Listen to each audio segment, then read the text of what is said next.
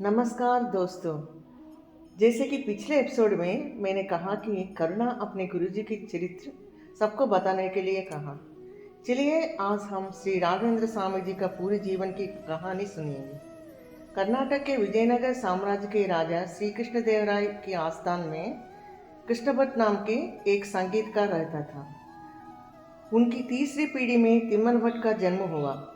तिम्मना जी वेद शास्त्र का पंडित और वीणा वादन में भी बहुत विद्वान थे।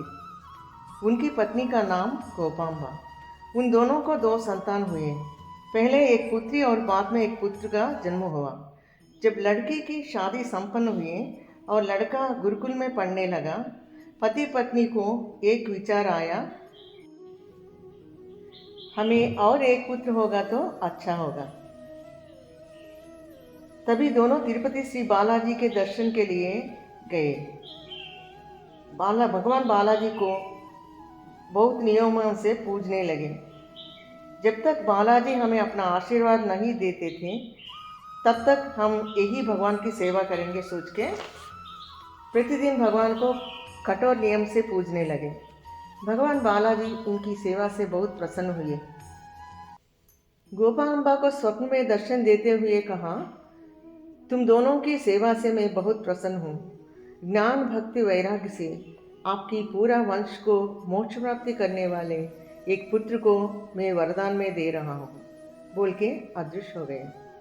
आश्चर्य से यही सपना तिम्मना को भी आया।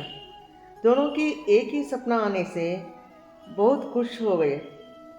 वो दोनों भगवान को धन्यवाद करके अपने गांव भुवनगिरी वापस आ गए। एक साल के अंदर एक शुभ मुहूर्त में बालक का जन्म हुआ।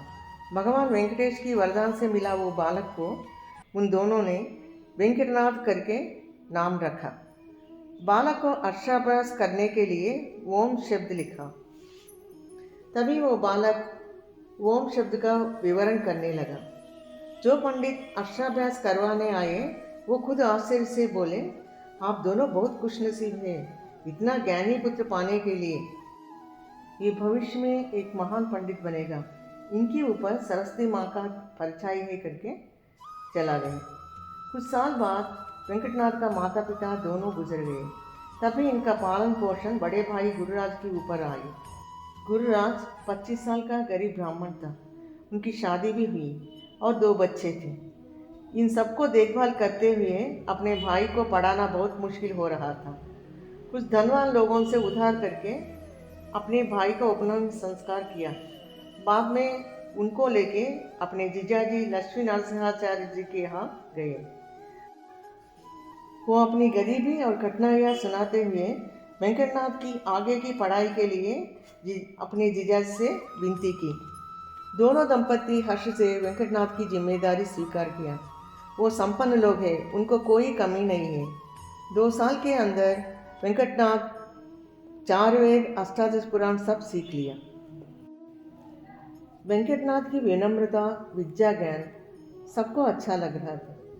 जब वो 18 साल के हुए तो उनको सरस्वती नाम की एक सुशील कन्या से विवाह हुआ। उस जमाने में बाल विवाह की प्रथा था और शादी होने के बाद भी जब तक कन्या 18 वर्ष की नहीं होती तब तक कन्या को मायके में रखा करते थे। वैसे ही शादी होने के बाद सरस्वती अपने मायके चली गई। वो ससुराल आने के लिए और 2-3 वर्ष का समय था। इसलिए वेंकटनाथ जी और आगे पढ़ने के लिए गुरु सुधींद्र जी के आश्रम में गए। वो आश्रम तमिलनाडु के कुंभकोण में स्थित है। श्री सुधींद्र गुरु जी द्वैत मत प्रचारक हैं। जब वेंकटनाथ गुरु जी का वंदना करते हुए अपना परिचय करके आगे वेदांत विद्या ज्योतिष विद्या सीखने के लिए अनुमति मांगे। अपनी जीजा के घर छोड़ने के बाद वेंकटनाथ काफ़ी गरीबी की परिस्थिति में, उनकी वस्त्र भी उनकी गरीबी दर्शा रहे थे। सुधींद्र जी वेंकटनाथ की तेजस्वी चेहरा देखते ही समझ गए ये बालक भविष्य में महान पंडित बनेगा। वो तुरंत उन्हें अपना शिष्य स्वीकार किया और आश्रम में जगा दिया। उस समय वेंकटनाथ को 2-3 वस्त्र के अलावा कंबल तक नहीं था। आश्रम में बाकी सभी शिष्य धनी परिवार की हैं। वो सब वेंकटनाथ को बार बार नीचे दिखा रहे थे। और सुधींद्र जी को उनके ऊपर शिकायतें करने लगे, जैसे कि वेंकटनाथ कुछ पढ़ाई नहीं करते, दिन भर आश्रम में घूमते फिरते हैं, उनको आश्रम में रखे खिलाने से पिलाने से कोई फायदा नहीं है। ये सभी बातें उनसे कहते थे। ये सभी बातें सुनते सुनते गुरुजी के कान पक गए।